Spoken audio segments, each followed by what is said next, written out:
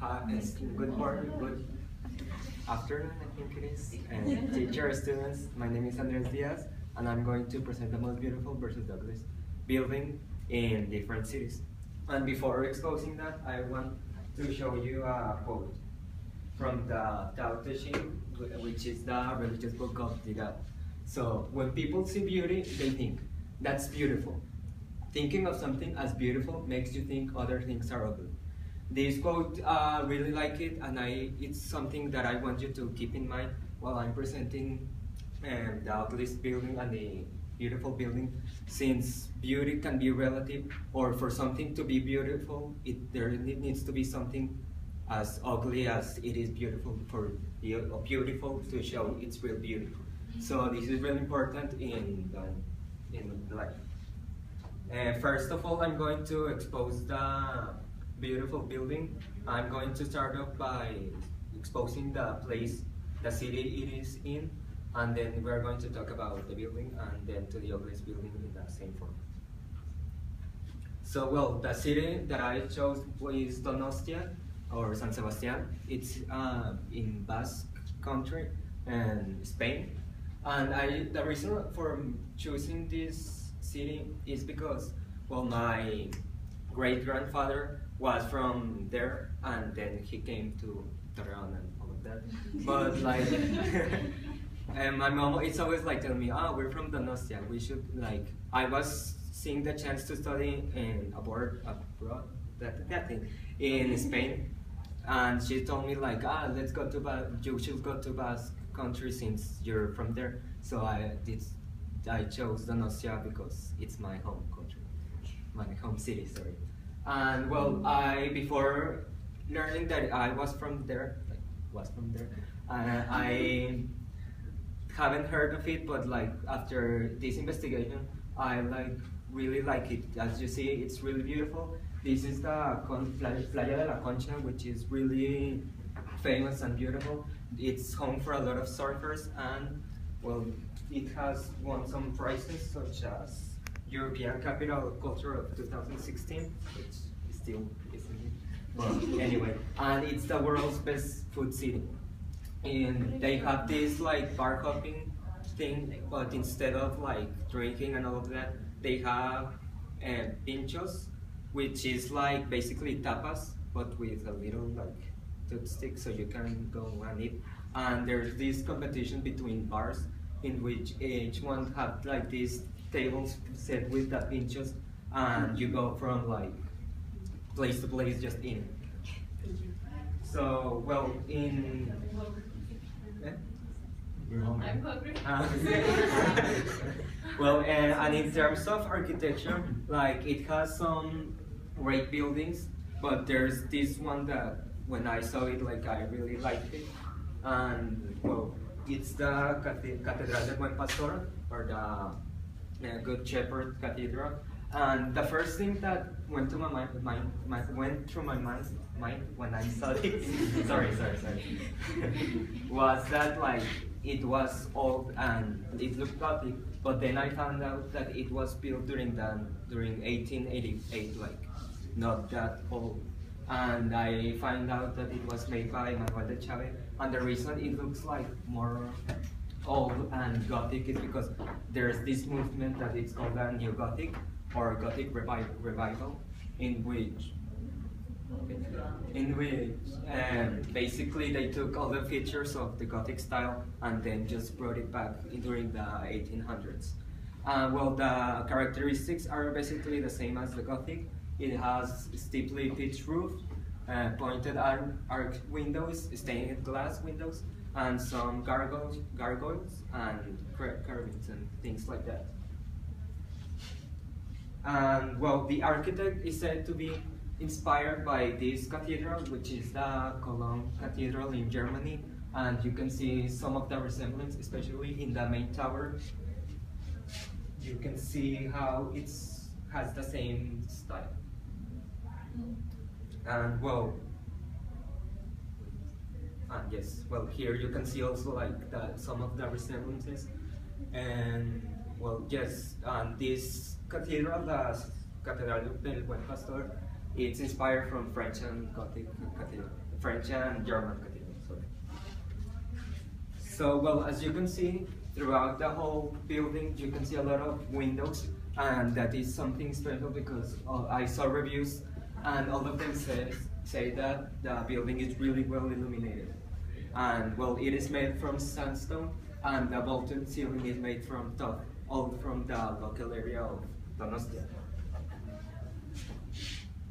You can see from the picture on top that it has a Latin cross ground plan.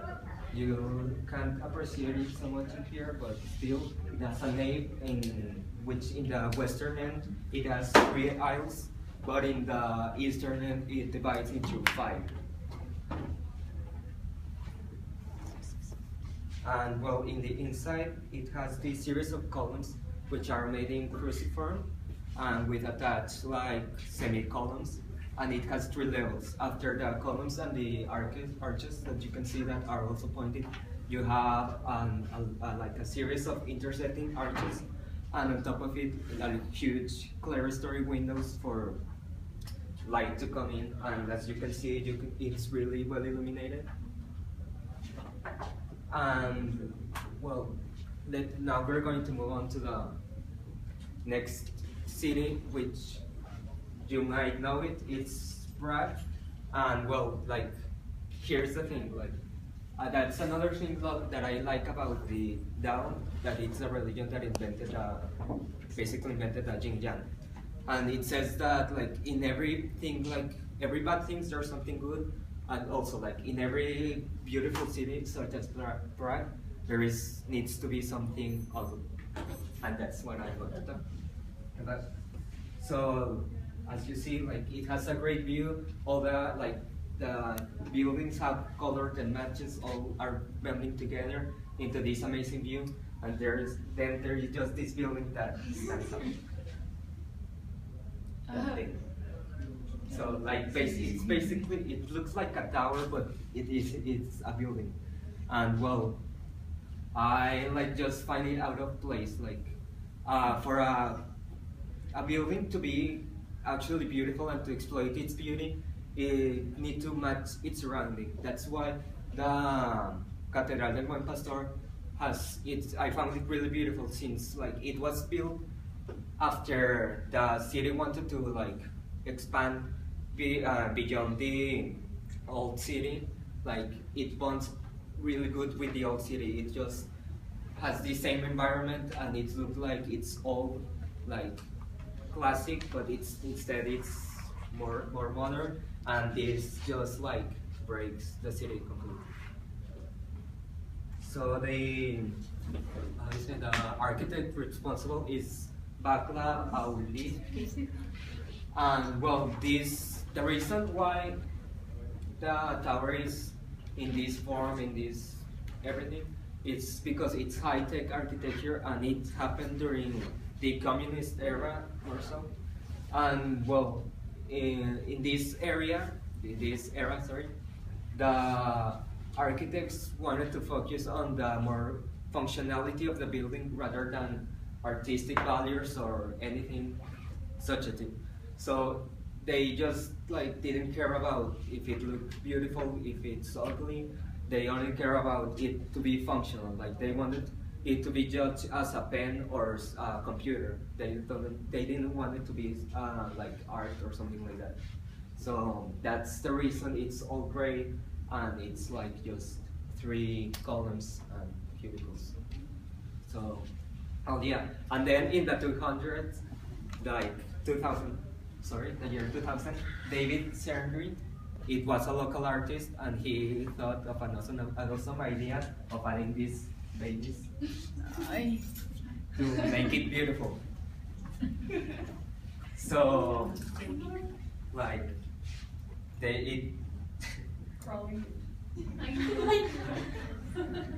so like it just made it worse. But still, like I want to show, like, coming back about the quote of the Yin and Yang, like there's always beautiful in something. There's something beautiful in something bad, in something ugly, or there is always beauty in, well, I confused, but you get the point. You get the point. Like there's also this building that I found ugly, that it's in San Sebastian, which is basically like just a cube. The locals call it El Cubo, and well, you can see how in like a beautiful city there can be something as ugly as this. And well, the how you say that Cinco Tower, Cisco Tower, I think it's called, also has a great view, which is why like it has something beautiful to it. It just can't be turned down because wouldn't get any like a view as amazing as you get in this tower. So you see there the opposite, and how for something beautiful to exist there must be something ugly. And there's my geography. Very good. So Thank any you. questions? I think we're out of time for questions. Okay. Those are interesting. Thank you.